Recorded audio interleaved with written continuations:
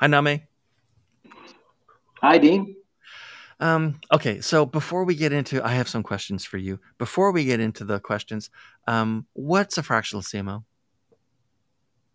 To me, a fractional CMO is someone that comes in and can be a CEO's ally and really steadies the marketing ship and either uh, implements turnaround plans that are badly needed to an organization or Right. really helps direct the strategic roadmap that the CEO originally set out. So, this position is really can be critical in transition periods and also just to right size the company overall. All right. So let's get into the questions then, and then I'll switch to Damien. Damien. So Name, first, um, let's imagine we've got a brand new client engagement. Right, new client. Today's day one. They're new to you. You're new to them. Um, we're just kicking off today. Um, tell the audience a little bit about you, and then tell them about what the first 90 days looks like when a fractional CMO comes on board. What do you try to do? What do you try to accomplish? Things like that. Sure.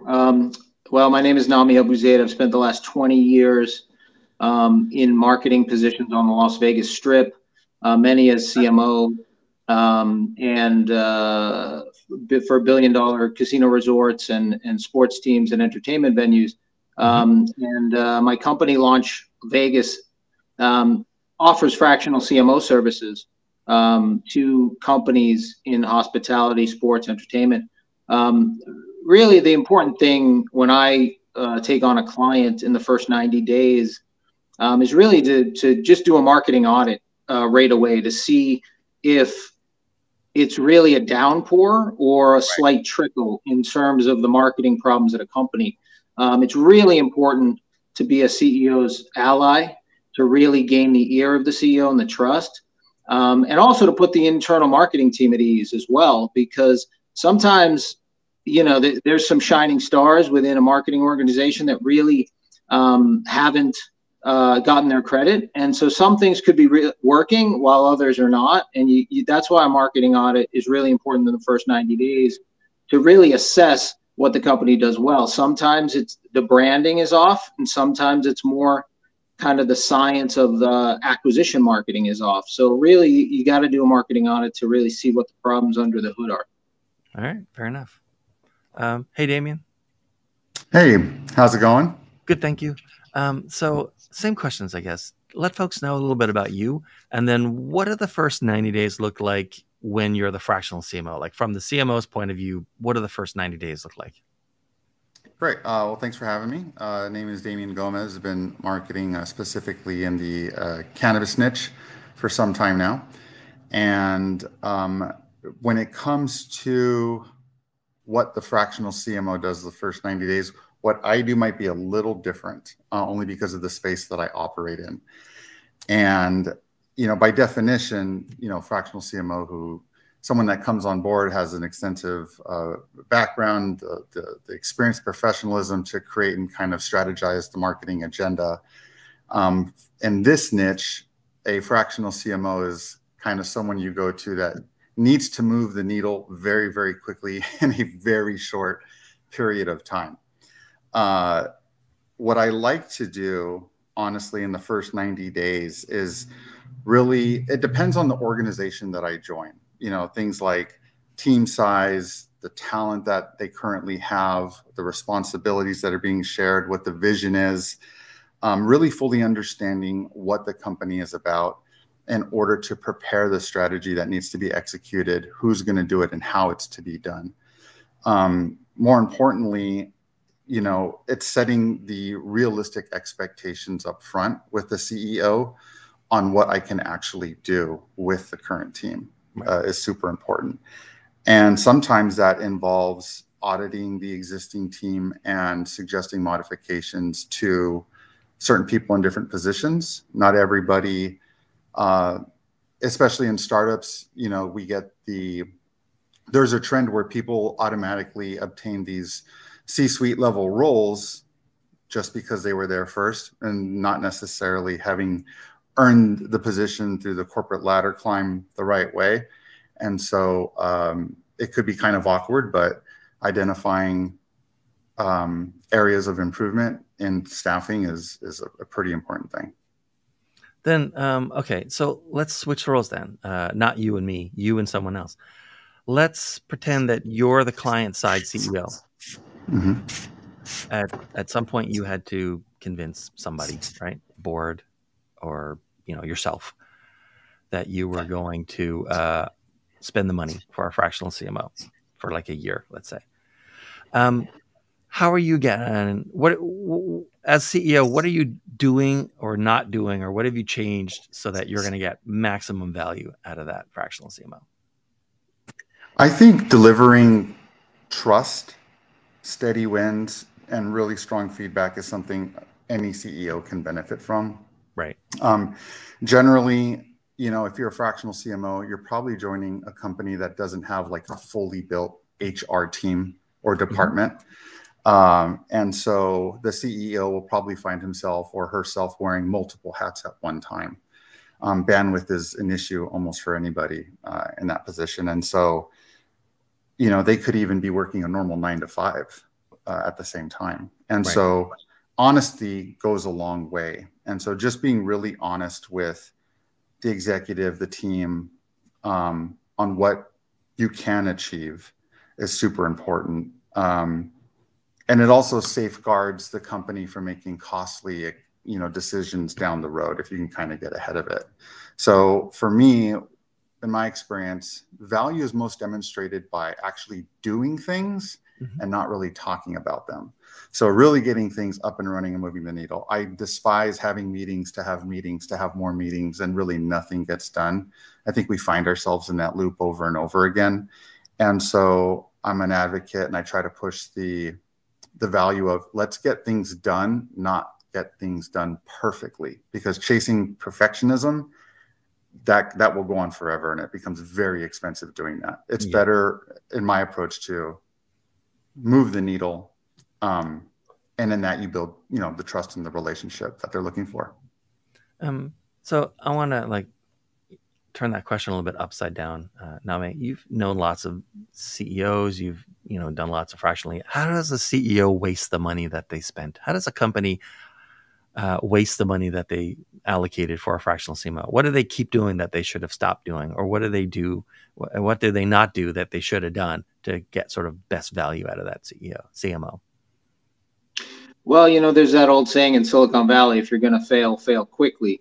I think a lot of CMOs just keep plotting money into things that just do not work. And I think the important thing with a fractional CMO is for that CMO to come in and really tell the CEO some hard truths and really assess their current marketing plan, and really make those quick, fast adjustments that's needed. And if you have the ear of a CEO and you can tell them those hard truths. I had one client in Las Vegas that literally had first mover advantage in a very lucrative industry, but because they lost the trust of the consumer, when there was a lot of tailwinds that propelled the industry all of a sudden, they weren't in a position to take advantage of all that initial equity they had built as first mover. So there was a lot of business risk at that time. So I told him, the industry is going really well, but your particular brand has eroded the trust with the consumer.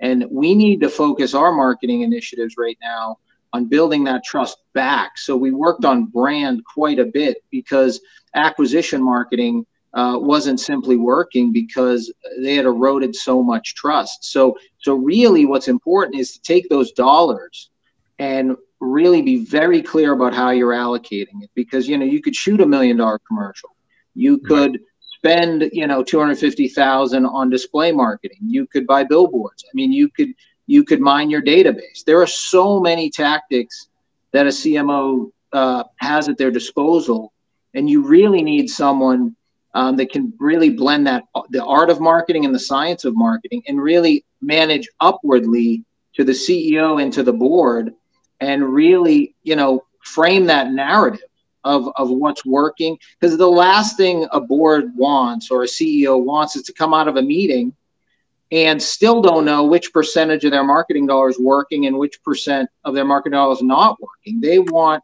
clear, objective metrics.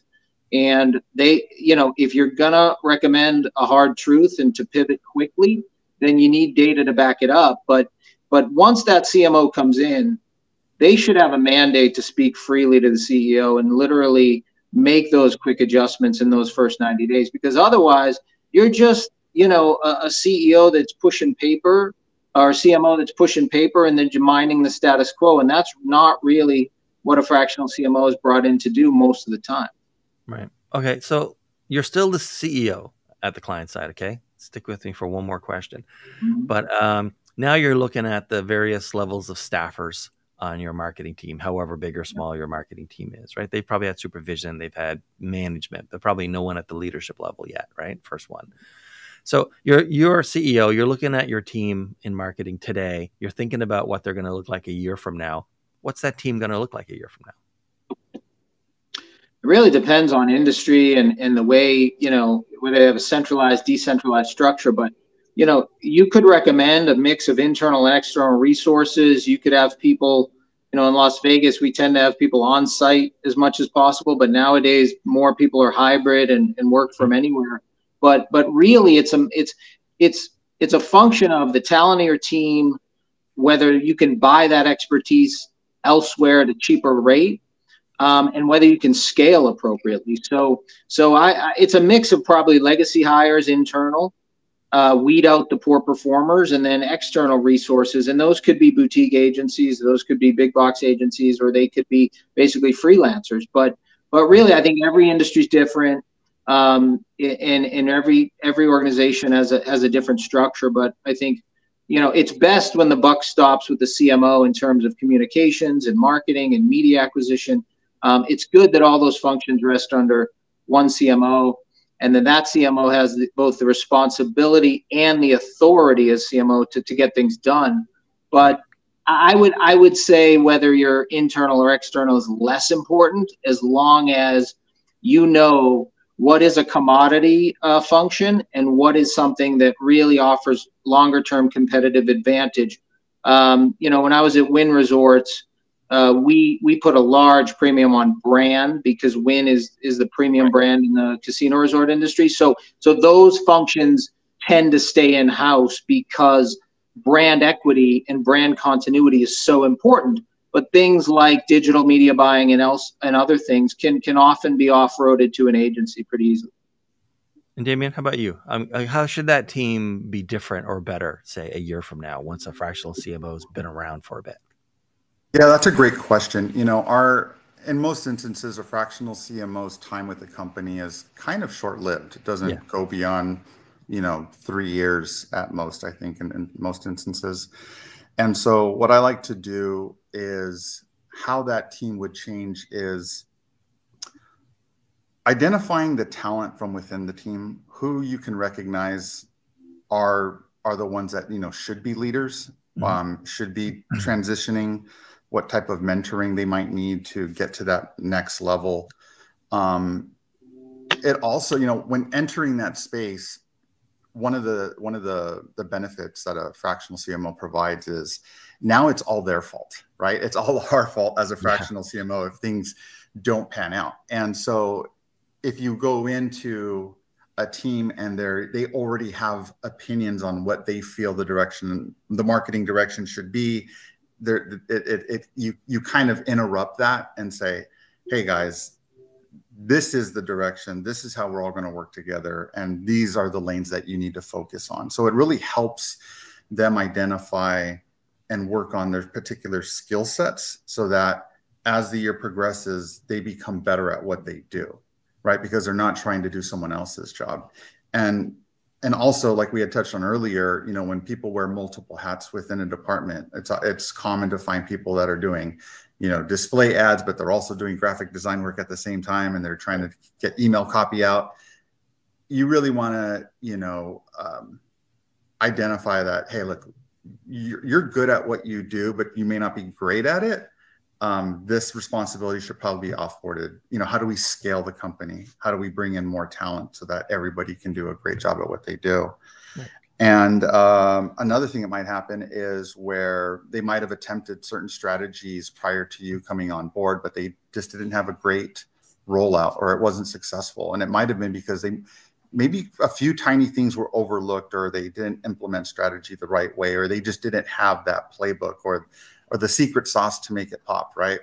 And so revisiting those strategies and helping them refine ongoing how they approach certain projects and objectives, I feel would be super beneficial to the company, so that when I do exit, they are much better prepared and they have the experience to get things running on their own. So, Damien, then let's pretend that like you and I end up next to each other on an airplane, and I am the most junior, newest hire person in a marketing team that also has a fractional CMO sort of floating around. Okay. Mm-hmm. And I say, hey, a lot of people want to give me advice on what to do. Do me a favor. Tell me what I should not do. Like, what should I avoid as the most junior person in a marketing team today in 2024? I would say saying yes to everything. So as you enter, marketing is it's a huge range of responsibilities, roles, and positions. And what you do may not be what you love to do. And I think in marketing, there's plenty of opportunity for individuals to find what they love doing and to do it in a marketing role. Mm-hmm. And so being able to effectively communicate, one of the things I teach the teams I call them the ABCs, which is attitude, behavior, and communication. If you can master these three disciplines, you will naturally become a better leader within your department, and you'll find what's best for you and how to operate. And so what not to do is to just say yes to everything, not communicate that you're not prepared to handle this specific task, or that you really don't know everything you should know about this. Not asking for help, not only is it expensive, but then it's going to get you in trouble, right, potentially down the road, right? So really leverage the experience around you is important, and don't ignore it. Don't be afraid to say that you don't know. Yes, no, and I don't know are all perfectly acceptable answers with my teams. Nehme, what do you think? How do junior people sort of mess up and set themselves back? Yeah, I think when they defend the status quo, when they say, we do it this way because this is the way it's always been done, and then really offer no basis or factual support for it. So then, first week on the job, a CMO knows who is resistant to change and who isn't, and the people who are resistant to change, the defense status quo, you might have some challenges with them in that year assignment. So it's important to understand that if those junior people really want to have a career, I tell them, hey, you got to be the CEO of your own career. So you need to really manage whatever function you have. It could be content marketing, digital marketing. It could be buying media. Make sure that you know industry best practices. And then if you deviate from them, you need to know what are the reasons you are. Maybe you're adding a tremendous amount of value because you're really a good practitioner. But I really think for junior people, they need to align themselves with the CMO, because ultimately CMO is marketing very restrictive, and the CMO is a hot seat job just by nature. So that junior person might just be waiting things out until the next CMO turns. But if they can really be open and really be a partner with that new CMO and really be open to new ideas and a new strategy, then I think they'll thrive rather than defend the status quo and just say this is the way it's always been done, so this is the way I do it. Because then it seems like you never question as a worker. You want a knowledge worker. You don't want someone that's just pushing paper and stamping things. You want someone that's a thinker and that understand the rationale for why they're doing things. So really, that's really what's most important with junior employees. Okay, so Nehme, I have like a two-part question for you, so to speak. as we sort of wind down. What a lot of people, across, it's not just CMOs, right? There's fractional CFOs and COOs and CHR and so on, right? There's a lot of fractional executives of all stripes, right? For fractional CMOs, right? If there were, there are more and more every day coming into sort of that, workspace, job space, business space.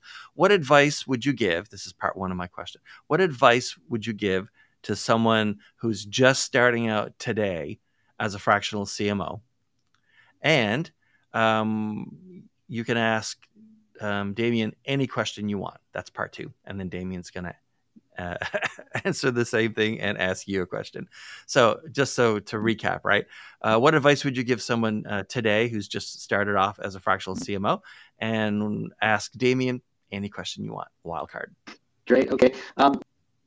Well, the advice I'd give with the CMO, as much as it's about your resume, you really need to work on your communication skills as well as your skills of persuasion, because you can't just beat people over the head with your resume for an entire year. You need to just establish those bona fides and then influence people and communicate wins. So it's really about leadership and communication, because everybody's going to check those boxes eventually in marketing sales. But you need to be able to, effectively take the hand you're dealt, the budget you're dealt with, and the team you're dealt with, and do something with it. Because ultimately, leadership is about getting things done through other people. You can't do it all yourself. You can't push people out of the way and say, "Oh, I'm good at marketing, so I'm going to do it." You really need to communicate with people and really get your goals achieved. So I would really focus on the softer skills: communication, leadership, and persuasion. Softer skills and self-marketing, basically, right? All right, and then your audio got a tiny bit crunchy there. So, like towards for Damien, what question for Damien? You've been randomly dropped into. This is literally true, right? You've been randomly paired with another fractional CMO. What would you ask another fractional CMO? I would ask him, what can you realistically achieve given the company's competitive position, the size, and the resources you're given? Rather than pie in the sky, what can you realistically achieve during this engagement that I can hold you accountable for at the end? Right. Damien, were you able to hear it? Yeah. What's realistic and for an engagement with a fractional CMO? Like, not everything can be done, right? Correct. That goes back to setting the initial standard. Yeah. I think really coming to the table with everybody's full attention at that first meeting, right? Telling the CEO, look, you need to put your phone down for these first 90 minutes with me. Let's close all the doors, all the windows. Let's really talk about what the game plan is here, both short and long term too, to set those goals, because there's in my particular niche, there's lots of acquisitions going on, lots of consolidation. So are you trying to make money, or are you trying to build a brand? Are you trying to get acquired? What are you really trying to do with this company? And then how can I answer that? What do I need to do to execute that long-term vision model, right? Right. And then what advice would you give to someone who's like today's their first week, as fractional CMO? Do this or do that. That they pick a niche. Yeah. Right. Picking a niche. Fractional CMOs, we bring to the table a wealth of knowledge traditionally. And I've had different clients in different niches, but I really like operating in the one that I'm currently in. And it allows me to be, a leading expert, if you will, if you just focus on that particular niche. And so that would be my number one, is pick a niche that you really enjoy working with. Right. Set up strong standards of communication and expectation with the CEO. Be completely transparent and realistic with your clients. don't fluff anything, because it's really not worth it just to get the dollar. Sometimes Right. you want to take on a position or role because the dollar looks attractive, but that shouldn't be a factor. Right. And then for Nehme, you've been randomly put into a conversation with another fractional CMO. Like, what do you want to ask? Things that I like asking other fractional CMOs is their position on AI. It's disrupted numerous channels within the industry, and the approach to either embracing it or having your team refrain from using it to execute certain things. What the experience has been, and where their position is on leveraging AI for marketing channels.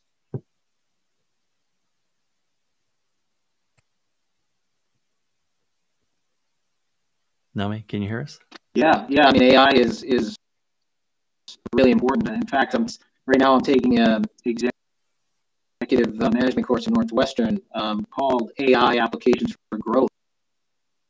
Right. We got about 80 people all over the world in different industries, senior executives taking it. And it's really interesting, and it's really boning up on all the different types of AI and how it's impacting different industries. And industries like mine, hospitality, could be one of the laggards in adopting it at scale versus cloud computing adopting it at scale. So AI is really critical for senior executives across the enterprise to understand and have a viewpoint on. And Damien's question is really apropos because it's things that I'm beefing up my skill set on right now because it's so ever changing, and it's getting a whole lot of attention on Wall Street as well as in mainstream corporate America. So I think AI is going to disrupt every industry. But what it's going to do is really help those repetitive tasks, automate those tasks so that marketers can really focus on those differentiators. And we think better, faster, and cheaper at scale. So those lower skill repetitive tasks.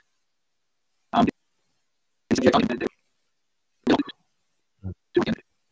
mean, it's getting really hard to hear you. I do want to ask though, because it's okay, because we're done, we're winding down. Who should be contacting you or reaching out to you these days, and would you like them to do it?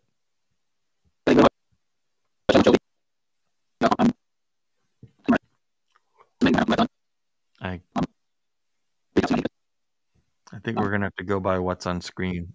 We can't hear you. I'm sorry. Oh, there you go. That got better. I'm sorry, Dean. But they can go it just got a lot better. So who should contact you, and how should they do it? They can go to launchlv.com. They can also go to my LinkedIn. Reach out to me via those channels through email form, and we can get to talk.